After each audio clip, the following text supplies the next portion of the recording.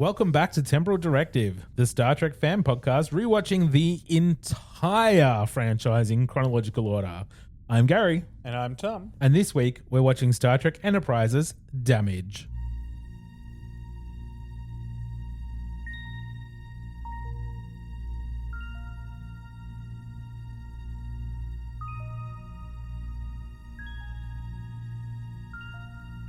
Star Trek, the ultimate franchise. These are the podcasts of the Wakefield brothers. Their 16-year mission to watch every production, to seek out life lessons and new inspirations, to boldly watch like most fans have watched before.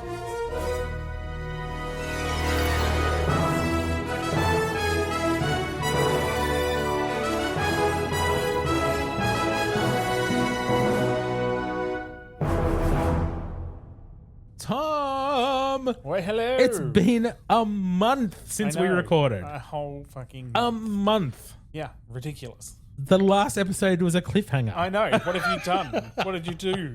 I'm blaming you. Oh, well, I went away. I know, to Disneyland. I went to California. Yeah. I'm sorry. I went to the other side of the world for a few weeks. To have a Disney vacation. But then you got sick, so Yeah, well, you know, that- it's partly your fault.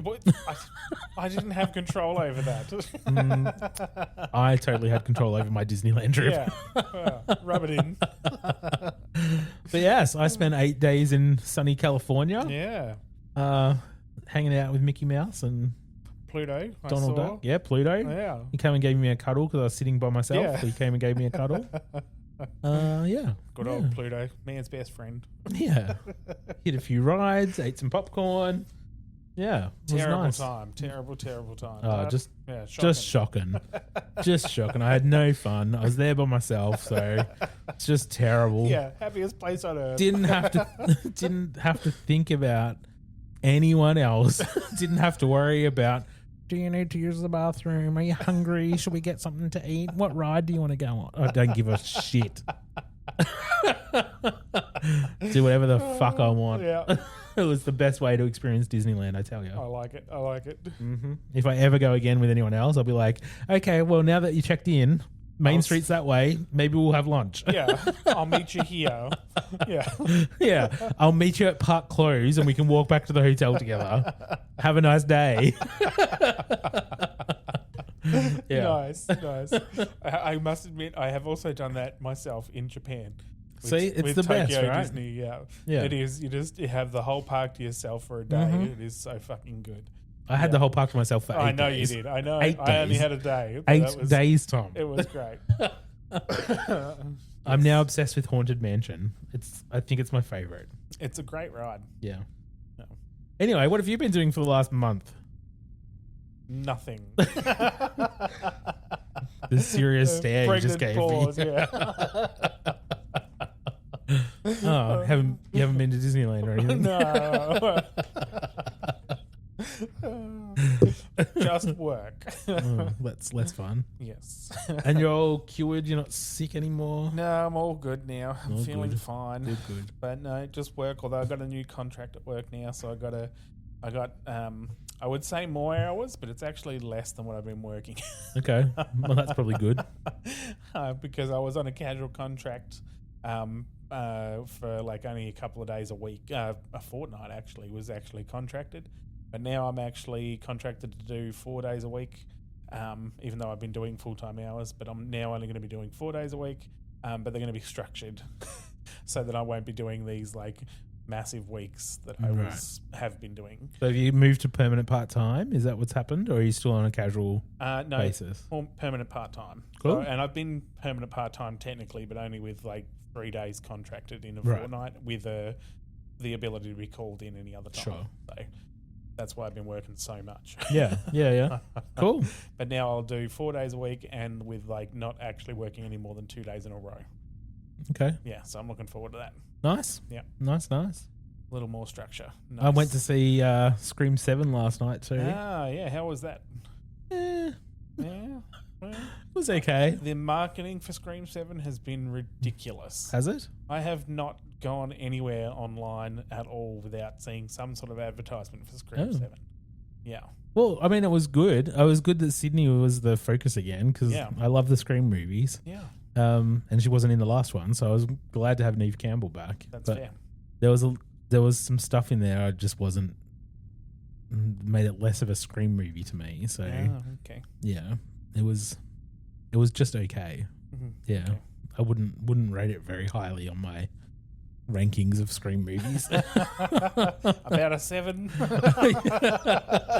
Not quite. I think it's still better than Scream 3 because there's not much good stuff in Scream 3. That's fair. Anyway, let's get into this week's episode, shall we? Alrighty. The episode is called Damage. We're finally going to see the conclusion, Thank maybe, fuck. or the continuation at least, Yeah. from the cliffhanger from a month ago. Yeah, thanks for that.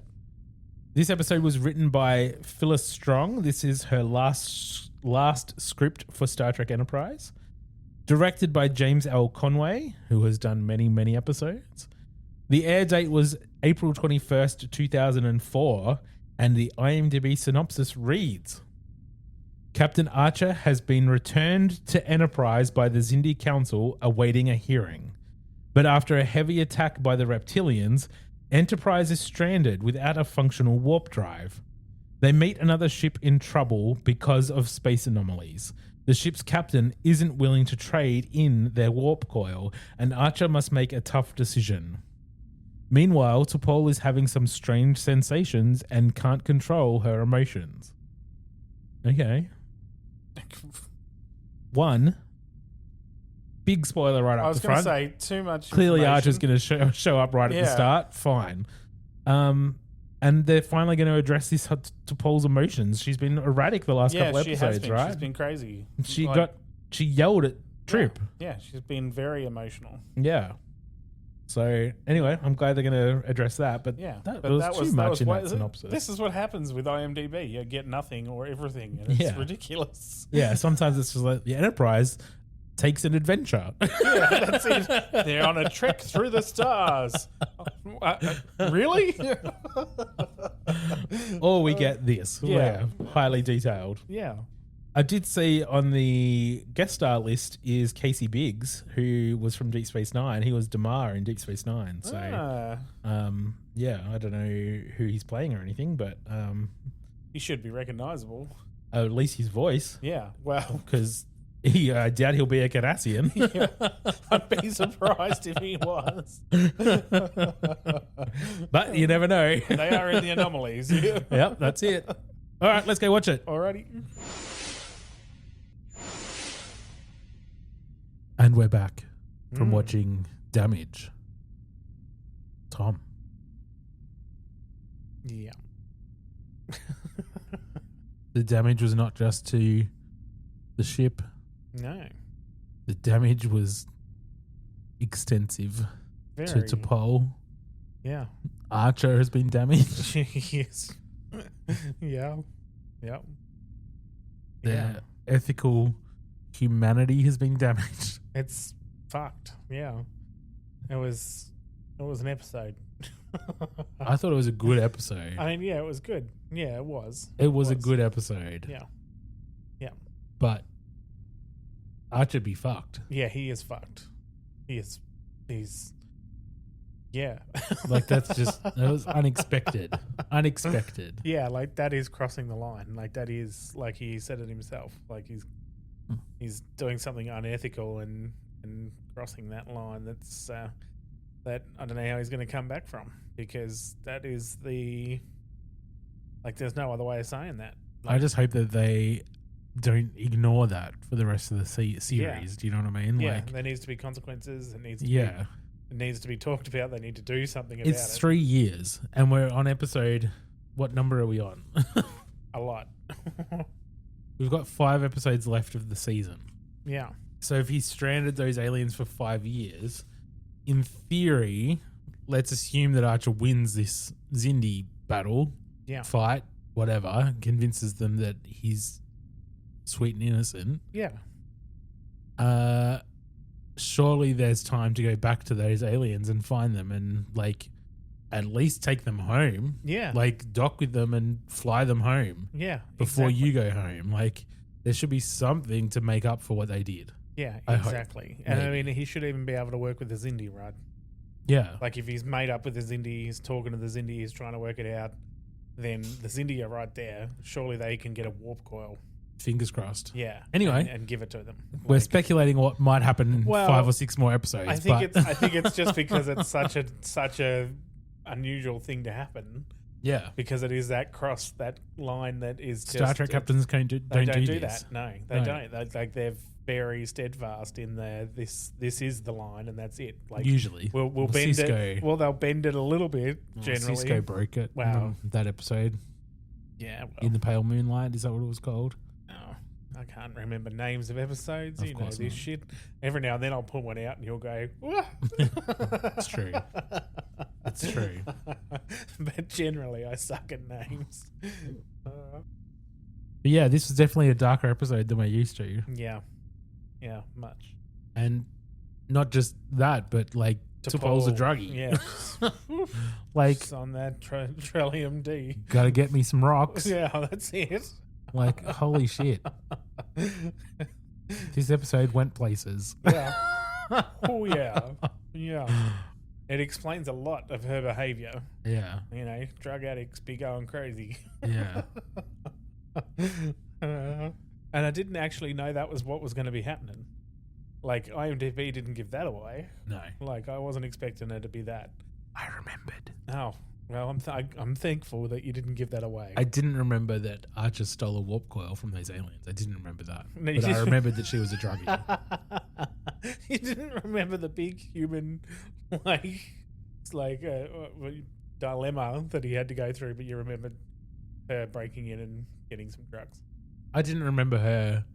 No, I didn't remember her breaking in and getting the drugs. I didn't remember what happened. I just remembered that she was a druggie. I remembered that she was using the Trillium D as a drug. Yeah, right. Okay, fair enough. Yeah. Because it's been a long time since I watched this. Yeah. So I kind of remember bits and pieces and not really specifics. Yeah. I struggle with specifics anyway. Thank you, Yeah, Aphantasia. even in life, yeah. Yeah. I am the opposite. Yes, I know. I can't believe we're related. At the like in 20 years time when we're talking about something, we'll reference this episode and I'll be like, you know, remember she fell and she slipped and she hit her head and the little pipe popped out the back of her helmet and you'll be like, what are you fucking talking about? That's true. Should we get into the episode? Yep. Alrighty. So we watched the previously because it's been a month since we watched the last episode.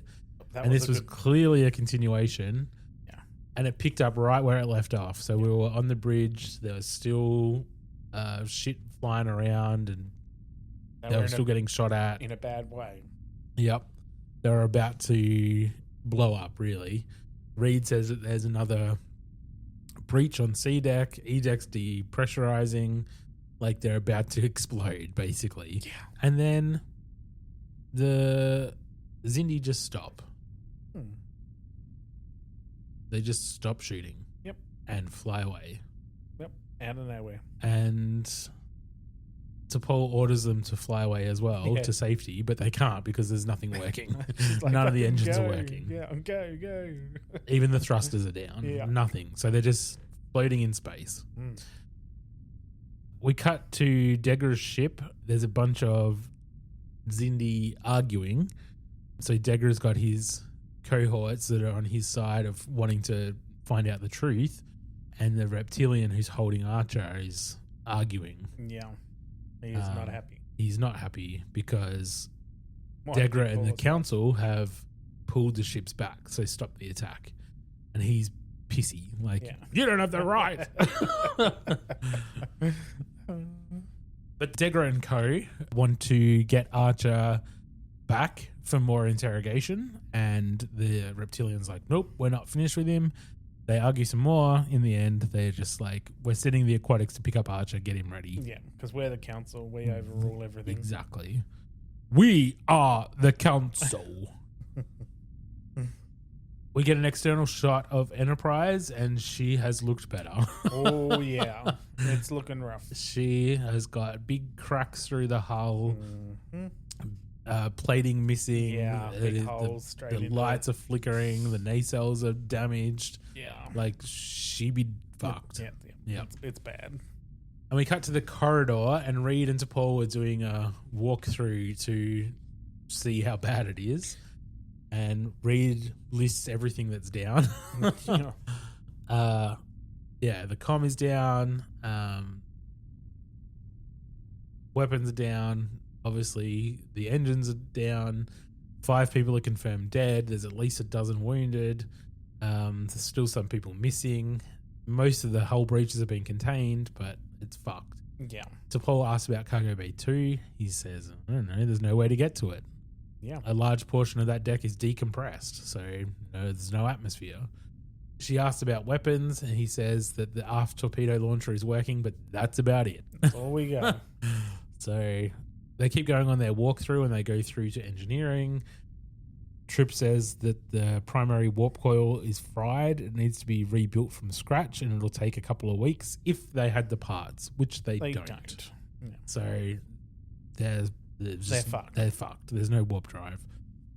T'Pol asks about impulse. He says, maybe I need to go and check the exhaust manifolds. He needs to do a spacewalk to check the actual outside to see the damage before he can make a decision on whether it's going to work. And she says to make that a priority.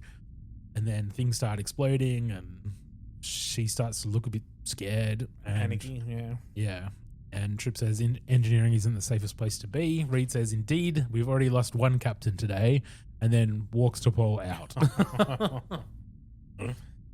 We cut to the aquatics ship. We get a quick outdoor view of it first, an outside external view of it first. Yeah. And then we cut to the inside, and Archer is asleep in this cell, I guess, with a window. Tiny little triangular room thing. Yeah. Yeah. But he's not tied up or anything. He's just lying on the floor. And he wakes up, he looks through the window, and it's filled with water and aquatics. Yeah. And he bangs on the window to get the attention of one of them. He asks, where are you taking me? And the aquatic presses a button, and Archer just passes out again. Hear the air hiss into his little cell thing, and then he's like, oh, hits the ground. Yep. We cut to the bridge. Emergency power's back online.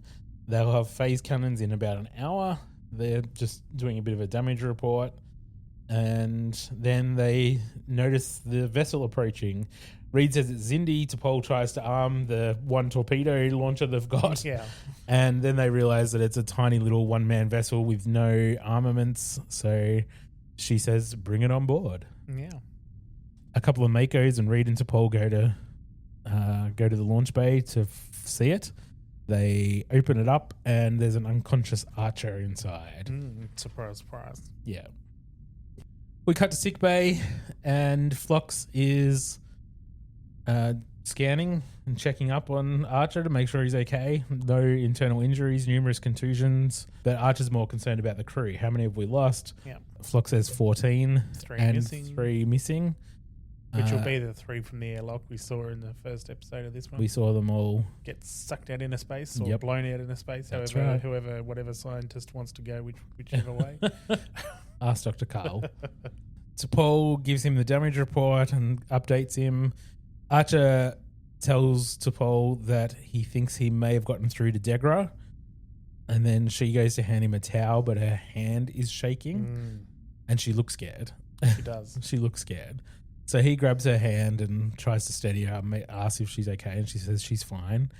And then she says that I need to go and help Lieutenant Reed with his repairs, and runs away. Yeah. Because she's scared. She goes out into the hallway and has an attack. Has an episode. Attack. Yeah. She seems super overwhelmed by all the sounds and lights, and the camera changes to like a old school horror movie. Sorta, yeah. Yeah. Kind of almost like a fisheye lens. Anyway, so she freaks out. She gets to her quarters. She goes to the bathroom sink, and you can see her hands are shaking, and she splashes some water on her face, and then we cut away. Yeah. We get another shot of the Enterprise all damaged, and then we go into the situation room. They just go over everything that we've already just been over, really, don't they? And then the panel explodes above them. Yeah, they're trying to find somewhere to hide, I think. Mm. And yeah, something explodes. But they set course to a little hiding space, which is like a dust cloud that's going to take them 3 days to get to. But that's where they're heading because they want to focus on getting themselves operational before they go looking for the weapon again. Yeah, that's fair. Then we cut to the launch bay. Travis is scanning the pod that Archer was returned on, and Hoshi's working on translating some of the aquatics language. It sounds like distorted whale song. Yeah, it does. And they just talk shit just to make sure that they're in the episode. Yep. And then we cut to engineering. That's pretty much all that was. We cut to engineering. Trip and Archer are repairing something. I don't think they actually say, but they're talking. Like Trip's questioning Archer about how do you think we can trust this Degra? He doesn't seem like blah blah blah. Mm-hmm. Boring. They think that they can start whatever they've been working on. They turn it on, it explodes. Nothing happens. T'Pol calls down to Archer from the bridge and says that there's an unidentified vessel approaching, and they're asking for our assistance. And he says, "Any details?" Yeah. She says they've taken heavy damage from the spatial anomalies, and they'll be there in 12 minutes. And he says, set a course. Let's see if we can help each other. Yep. Good idea. Yeah. We cut to the bridge. Reed is saying that the incoming vessel has minimal weapons and they're all powered down.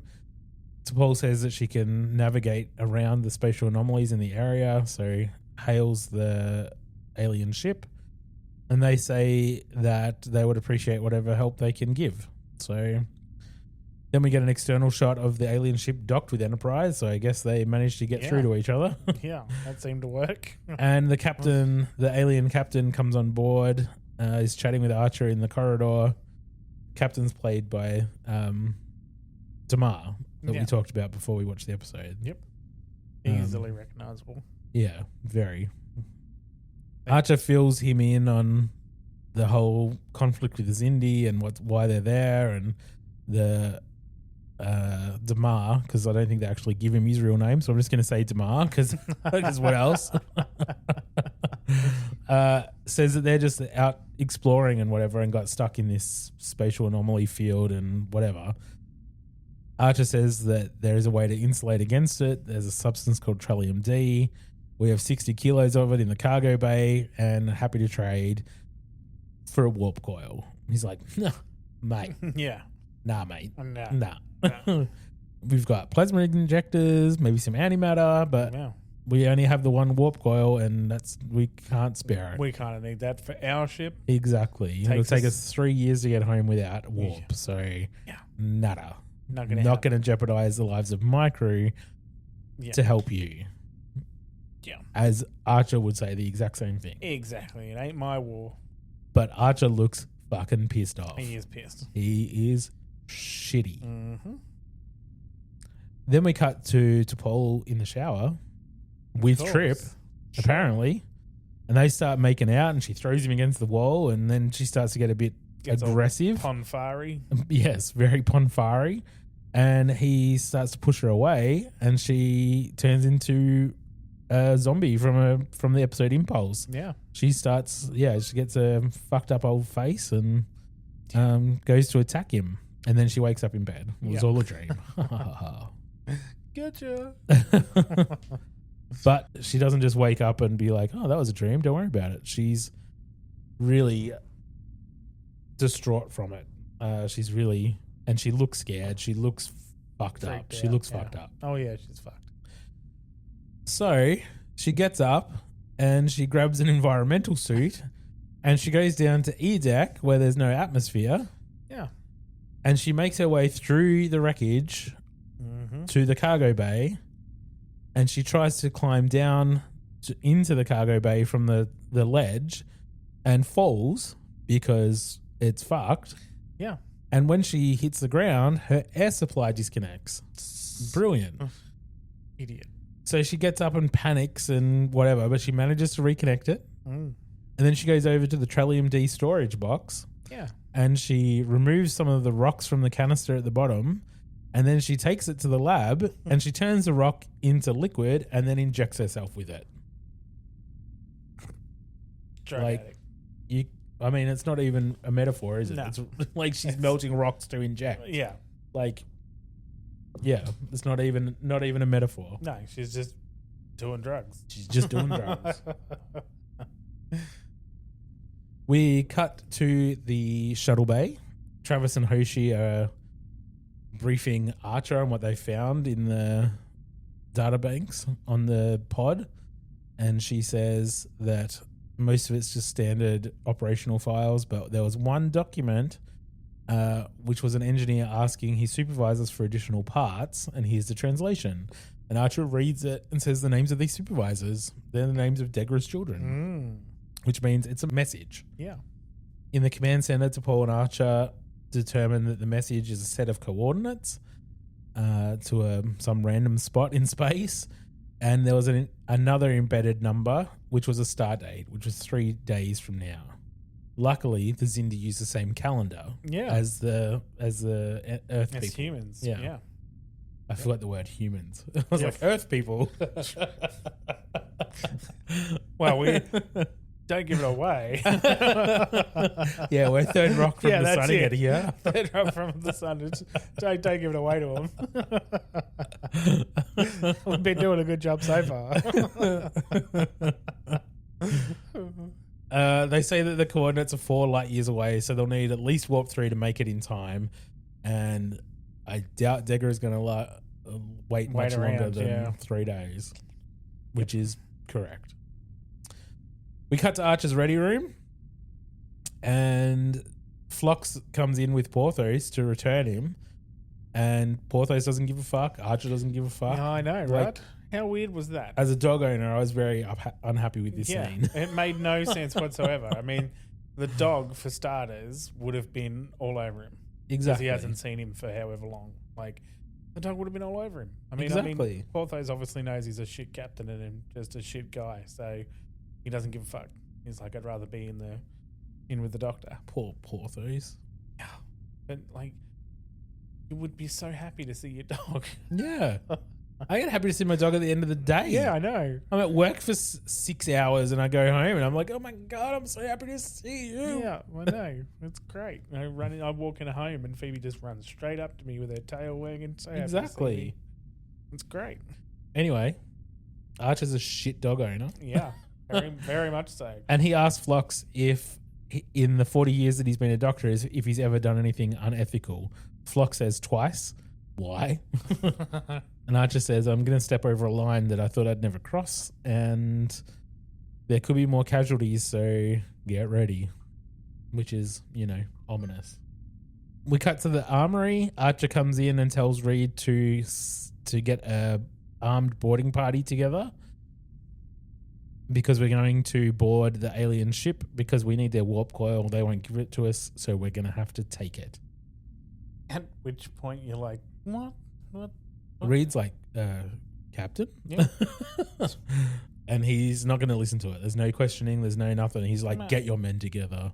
Just fucking do what I say. Like, what the fuck? Like, what are you doing? Seriously. I would be pissed off if my crew didn't question me. Yeah. Do you know what I mean? Yeah, that's right. Exactly. That's exactly right. Like, you'd be dealing with it differently, wouldn't you? You'd be like, yeah. I would have thought so. I know what I said. I would have it. exactly. I heard myself say it. I would have got all the senior officers together and be like, "Hey, yeah, we're gonna do something that we shouldn't be doing." Like, everyone's gonna have an opinion on this. I understand it. I don't like it. Let's talk about it and then do it anyway. Yeah, exactly. Exactly. We cut to the Xindi council chambers. A pale, bald, humanoid female flickers in and out of the realm. Yeah. And she would be, I assume, a sphere builder, and the she or her or whatever they were referring to her before in the previous episode. Yeah. She's pissed off that she's been summoned to the council without all of the council members present. And they're like, we learned something about the reptilians that concerns us, and we wanted to talk to you to alleviate those concerns before letting them in. And she admits that she helped them. They time traveled them to the past to build a bioweapon against the order of the council. Yeah, but Gary, it was for good reason. It was to keep the council together, Gary. That's what she says, Whatever. which is just ridiculous. Yeah, ridiculous. They try to get some more information from her, and she just cracks the shits basically and says, "You need to just forget about this bullshit. Focus on the task at hand. Your weapon is nearly complete. Don't get distracted. You need to destroy your true enemy, the enemy of all Xindi. Yeah. And don't summon me again." Yeah. I am above questioning. Yeah, exactly. Once she fucks off, Degra says basically that he doesn't believe her and that Archer has offered proof and she hasn't offered anything. Yeah, that's it. Because the other guy was exactly like that, wasn't he? He was like, well, why should we believe Archer over her then? Because he's offering the damn proof. She's not. Exactly. Then we cut to the situation room on Enterprise. The senior officers are talking about the theft they're about to pull. Without the Mako. Yeah, there's no Mako So officers weird. there. Yeah, it is a bit weird that what's his name? Corporal Hayes isn't part of this discussion. Yeah. But anyway, maybe he got injured. True, possible.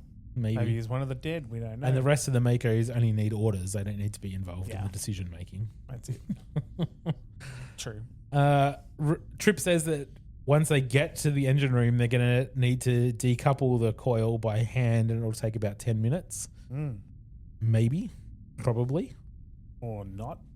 And Reed says if they fight back, 10 minutes is going to feel like a really long time. T'Pol wants to reconsider negotiation, but Archer's not having it. Nope, we need to take him by surprise. He dismisses everyone with the plan ready to go, and she says, "Can I have a word with you?" And he says no, and walks off to his ready room, and she follows him anyway. Yeah. And he has to open and close the door manually, but once they're in there, she has a go at him. Yeah. We're no different than the Marauders who attacked us when we entered the Expanse. By stealing their warp coil, we're condemning them to death. Blah, blah, blah. Yeah, she's going off. She's angry. Yeah. And he doesn't care. No, he's like, we of course we're different. We're better. Exactly. We're better. We're humans. We have And morality. I've made my Whatever. decision. Yeah. Then she's like, I'm not going to let you do it. And she smashes the little pad. She broke her little pad. She broke a little pad Yeah. and then said, "The line must be drawn here. This far, no further."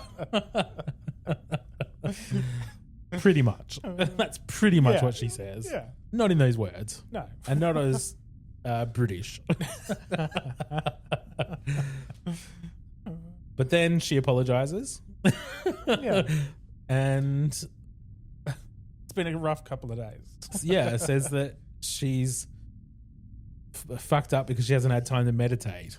That she's making excuses. Got nothing to do with being high and then No, low that's and right. then high and then low. That's right. It's not withdrawal. It's lack of meditation. Yeah. He basically says, "Get your shit together because I'm going on the boarding party and I need you on the bridge. And if we don't do this right, people are going to die." Yeah. So I want you, the person who's emotionally unstable right now and can't handle yourself, to go on the bridge and do something very important right now. Exactly. Because I wouldn't want someone else to do it No. that might be more stable. Like who? I don't know. Anyone other than someone who's clearly not able to handle themselves right now. Do you think Hoshi would be a good fit for that job? No. But what's his name? Reed, maybe. Reed, yeah. Reed would be able to do it. Yeah. I don't like Reed, but he'd be able to do it. Yeah. All right, we cut to sickbay, and T'Pol comes in to see the doctor. He says, "Just give me a minute," and she grabs his arm, and she looks fucking terrified. Yeah. And then he drops what he was doing so that he can examine her. Yeah.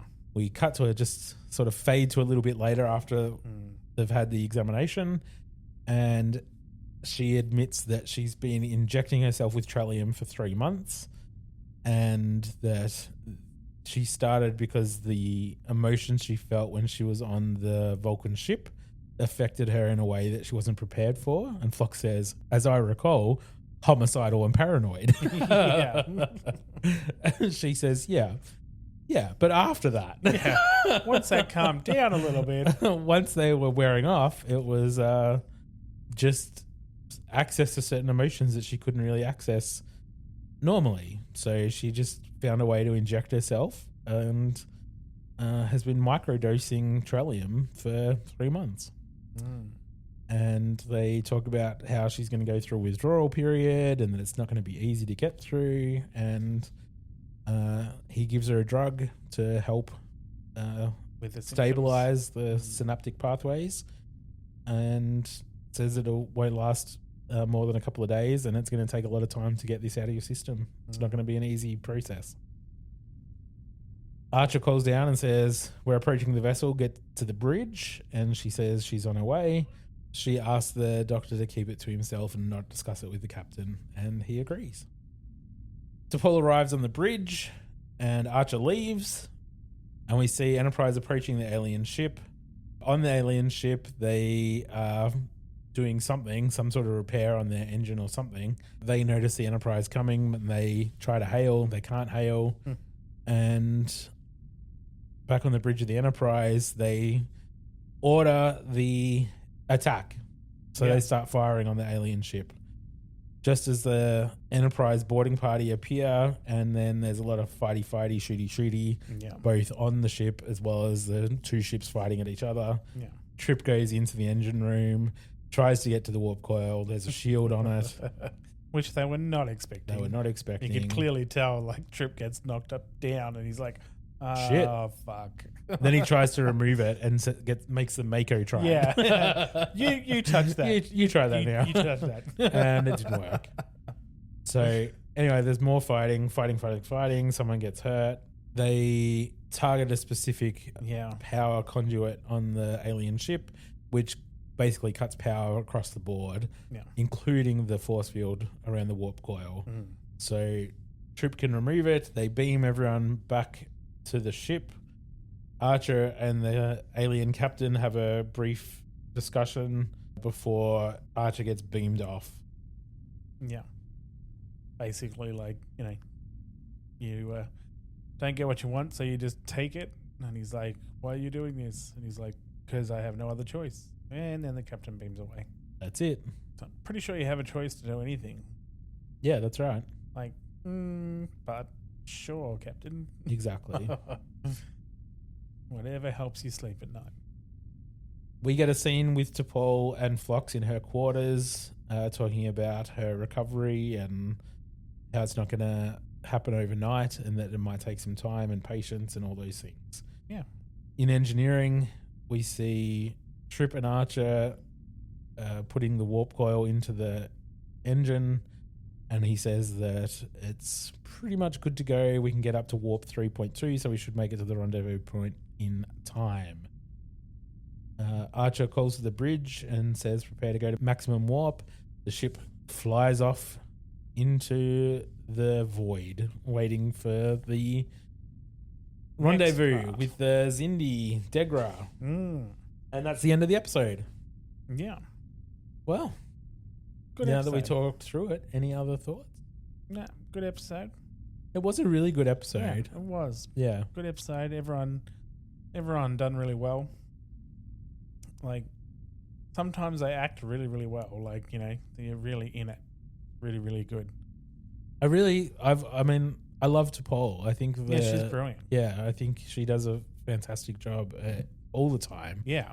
But this was a challenging episode, I'm sure, for her to do a Vulcan druggy withdrawal. Like, yeah, that's it. She's inventing this. This hasn't been done before. So Yeah. I think she did a really good job. And I think this episode was it was darker than we're used to. It was super well paced.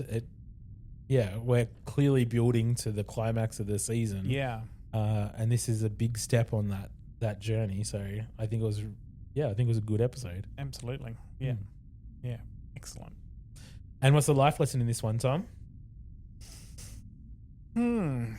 Sometimes you have to make hard choices. Really? Something like that. And then it's okay to take from someone weaker. No. The life choices are just hard, aren't they? Because sometimes what do you do? Like, that's a discussion. It's not just a life lesson, is it? No. Because it's you're going to have people on both sides of that conversation. Yeah. Yeah. Because if we were captains of our own ship each, we might do that differently. Yeah, that's right. We might. Yeah. But I think Star Trek, when Star Trek's at its best, it gives us a problem without giving us an actual answer sometimes. Like, yeah. So I don't think the life lesson fully here is do everything you can to solve an issue like that, like at the expense of other people. Because it's not a very good life lesson. The rest of the crew and the audience are all going, "You did the wrong thing, Captain." Yeah. Like, I think we all know that he did the wrong thing. Yeah. But can anyone come up with a solution other than what he did? No. Yeah. But still, is it right? That's the question, isn't it? And that's why the life lesson is not Is something ambiguous. Yeah, which is why I don't want to say don't rob other people when you need to. All right, Robin Hood. Okay, let's talk IMDb ratings. Our examples of 1 episodes are Voyager's Threshold and Enterprise's Precious Cargo. Examples of 10 episodes are the original series City on the Edge of Forever and Deep Space Nine's Far Beyond the Stars. What would we rate this episode? I'd put it up there pretty high at an 8. Or Last week's episode was an 8. Yeah. Well, this would Last month's episode. Yeah, I was going to say. It's been a while. Our last episode was an 8. I would say that I'd put this about the same as the last one. Yeah, I'm happy to do that. Yeah. Yeah. Cool. All right. That's it for this week. We'd love to hear your thoughts on this episode or anything Star Trek related, so please get in touch. You can find us on Facebook at Temporal Directive Podcast and on Instagram, just Temporal Directive, or you can email us at wakefield_productions@outlook.com. We'll be back for some Starfleet Academy episodes before our next Enterprise one, but our next week's episode is The Forgotten. Yeah, right. Live long and prosper. Peace and long life.